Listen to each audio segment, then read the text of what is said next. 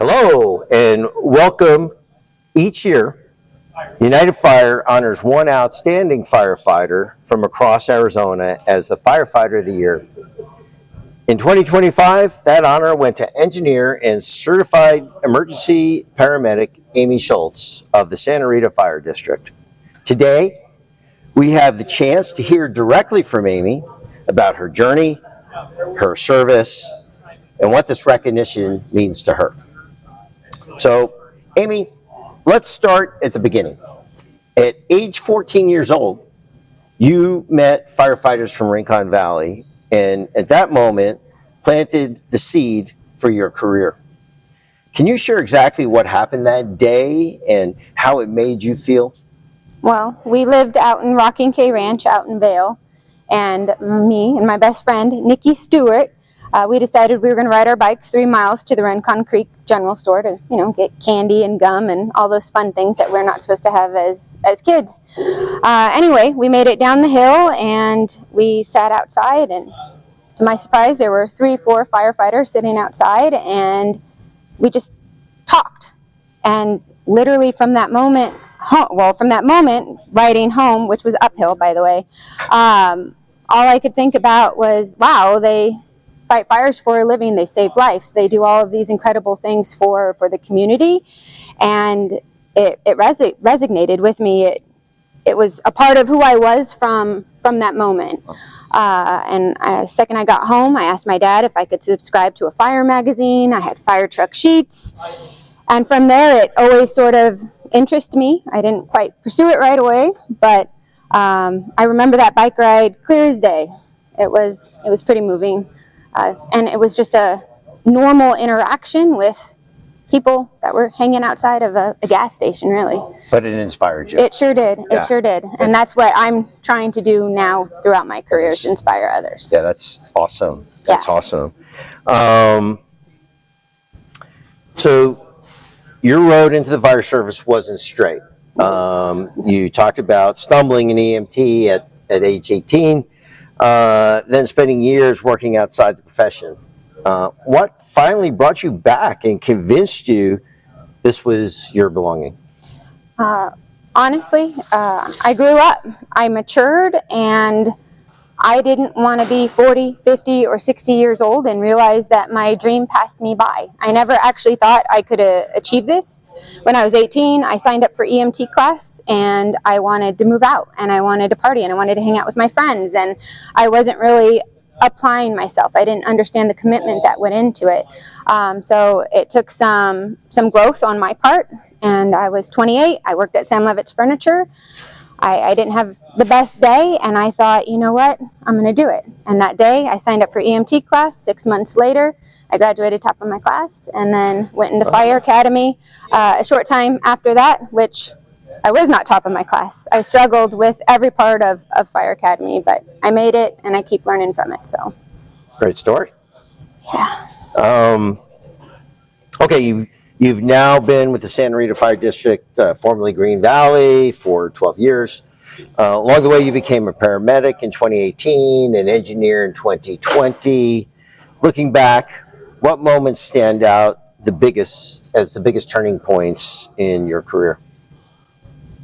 I think meeting my husband, for one, and being able to share our passions together. He inspires me to be better and stronger, and we make a pretty valuable team.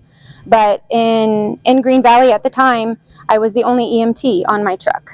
I got to check somebody's sugar. I couldn't push drugs. I couldn't use the heart monitor. I couldn't do the assessments. I couldn't do all of these things.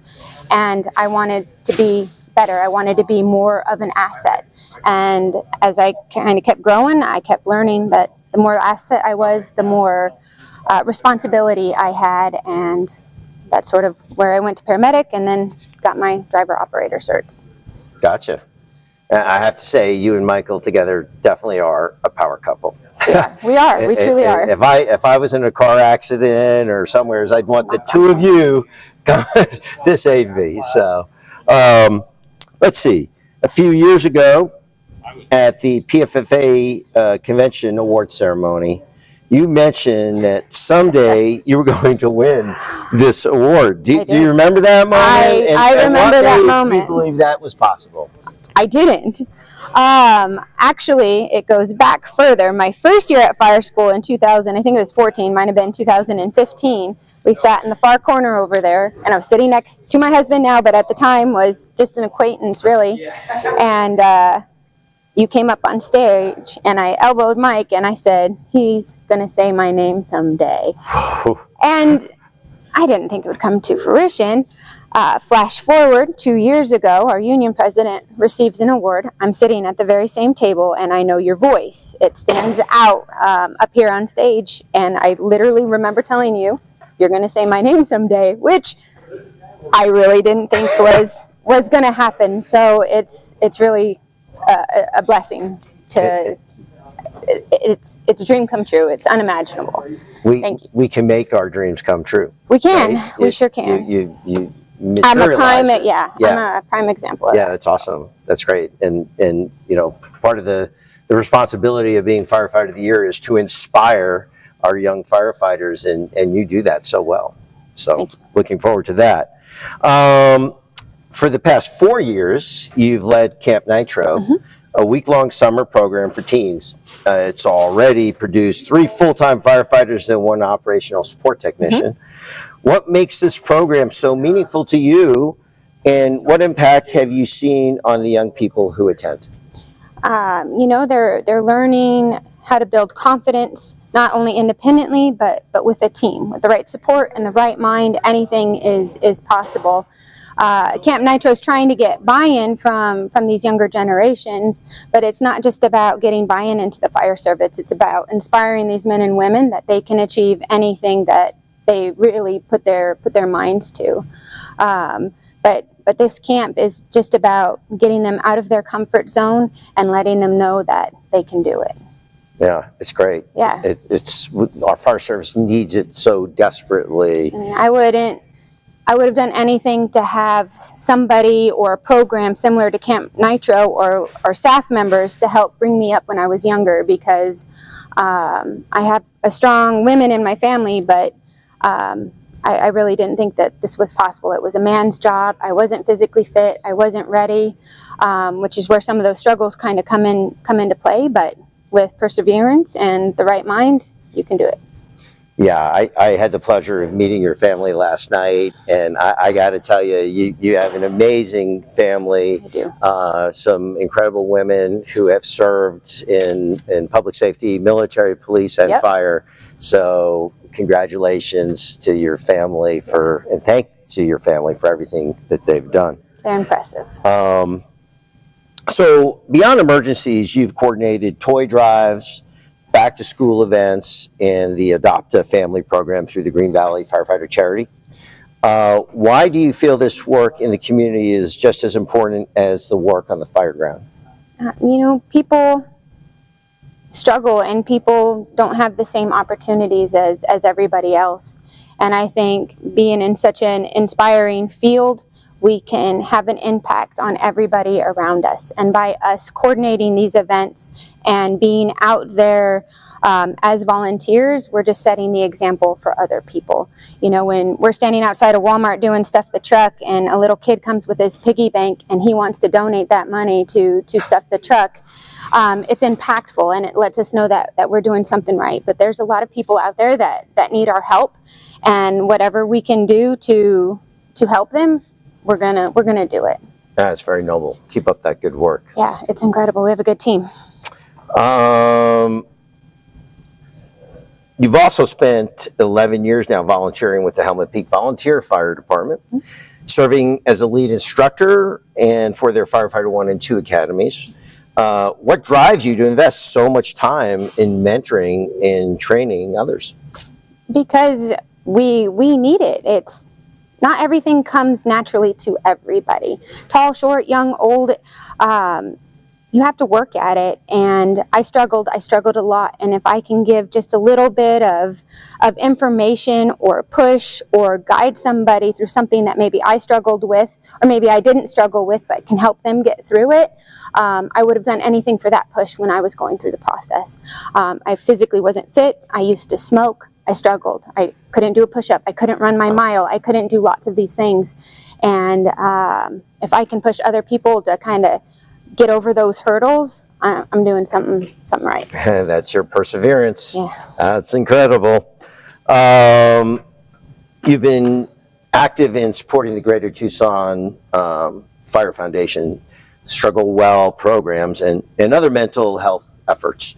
Why is firefighter wellness and resilience such a personal passion for you? It's real. As I'm kind of progressing through my career, I've been approached not once, twice, not 3 times, but more than I can count, with people who are struggling inside and not knowing how to get them the guidance that they needed, or knowing how to approach certain situations. Scared me. I was scared I was going to wake up one morning and somebody that I cared about was going to do harm to themselves. So after the first one, I started looking into peer support, ended up doing Struggle Well, CISM, and just try to be there for anybody who might need it, whether it's police, fire, or any of our surrounding agencies. I'm there if they need some guidance or just someone to talk to. It's great that in the Arizona Fire Service and the National Fire Service, we finally have come to recognize mental healthfulness as well as physical wellness. And, it's going to save hundreds, thousands of lives and improve the quality of life. So thank you for your work in helping support that effort. Thank you. When you received the call that you were selected as Arizona 25 Firefighter of the Year, what went through your mind at that moment? I cried. I was completely mind blown. But the first thing that came to my mind, no ugly crying, was my dad. I struggled, and he watched me go from here to here, and I just wanted to tell him. I really just wanted to tell my dad, I did it, and I did it and above. And I'm going to continue to do it. It just makes me strive to be better and stronger and keep doing what I'm doing. But that was my initial reaction. Was I was floored, and I wanted to tell my dad. Yes, well, I'm certain that he was with you here today. I am too. Yes. What does this award mean to you, your family, and your department? And what are your goals looking ahead?